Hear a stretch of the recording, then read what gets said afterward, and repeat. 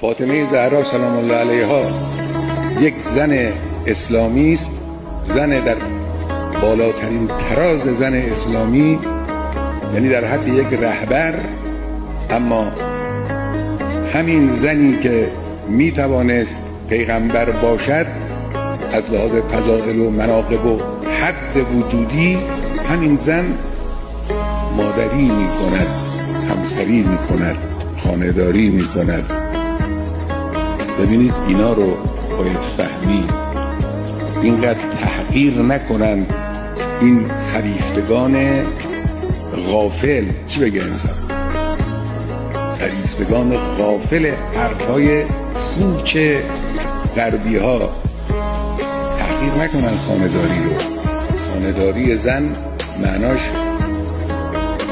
تربیت انسان است، معناش تولید والاترین و بالاترین محصول و متاع عالم وجود است، یعنی بشر. خانه‌داری یعنی این.